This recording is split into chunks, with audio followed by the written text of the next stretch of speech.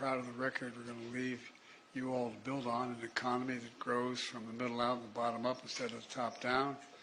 Once-in-a-generation investment in infrastructure, over $1,200,000,000 and $1,200,000,000,000. CHIPS and Science Act, climate change, clean energy. The point is that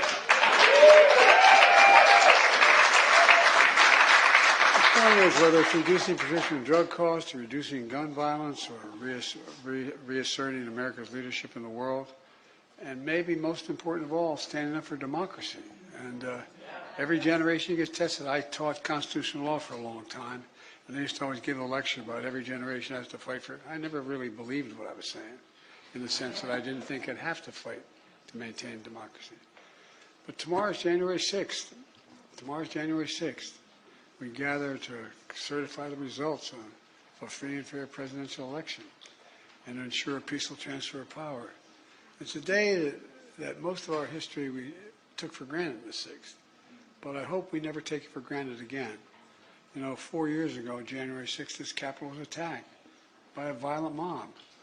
If you come over to the Oval before I leave, I'll show you the room that the former president sat in for 3.5 hours watching what was going on television, the small dining room off the Oval Office.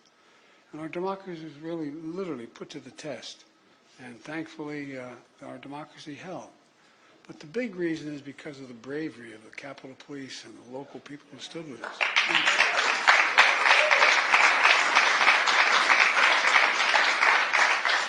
Never forget them. They're guarding you. Give them the respect and support they deserve. But it's also due to the members of the House and Senate who, even in the face of these threats, and in the threats of their life, courageously fulfilled their duty to the Constitution. They showed up and did the work. Now it's your duty to tell the truth, to remember what happened, and not let January 6th be rewritten or even erased. To honor the Constitution, not only the most extraordinary of days, but it's one of the toughest days in American history, January 6th. But every day, you know, you've sworn an oath, and I know you'll never forget the oath you swore to, but now, 4 years later, I'm leaving the office of president. I'm determined to everything in my power to respect the peaceful transfer of power. You know, I don't think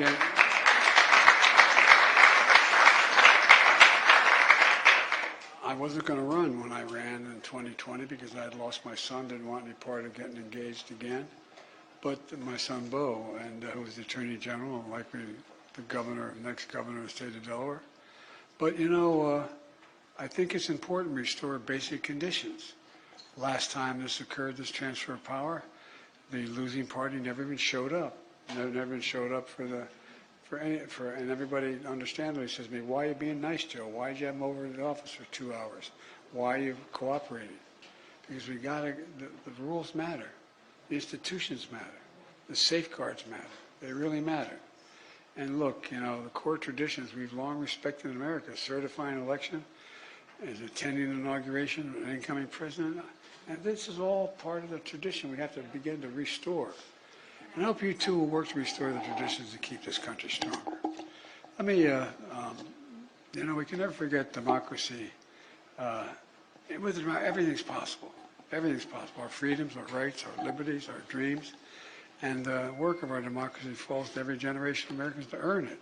I know I used to teach, I used to say to earn it, and I never really, I taught it, and I knew it was true, but I never felt it. I never believed it. But we have to defend it and protect it because it's always under siege. And look, we're going through I know a lot of my colleagues are tired of hearing me saying this, but we're going through a period in American history which is one of those inflection points in history. The Cold War is over. The Cold War era is over. We're in an entirely new era. Everything's changed, not because of any single woman or man, because the nature of things that have changed. Think of the transitions that are taking place in the world, unrelated to who the leadership is. Think of what's going on, whether it's global warming or whether it's the idea that whole alliances are breaking down and being reestablished. And it seems to me that our safety depends, and security depends in large part on who our partners are, who our allies are. They matter. So you're going to need a position that have to deal with. One of the things I'm proudest of is I've rebuilt NATO. I say I, but I did. For real. I mean, it took, by the way, I spent over, no, I don't say that. It took me over, we calculated 120 hours with these world leaders, individually, speaking to them individually, why it was important. I remember getting a phone call 10 days before he died from Dr. Kissinger saying, Joe, I was half the time in a different position than Kissinger was because I was a senior senator at the time during the Vietnam War by that time. And he said, not since Napoleon has Europe not looked over the shoulder with dread at what was going on in Moscow. Till you guys came, he said you, but it's not me. You came along. We've improved NATO. We strengthened it. We put it back together again. We're in a position where we were able to convince, did you ever think we'd be in a position, those of you who are students of history, where Japan would be spending 2% of its GDP on defense?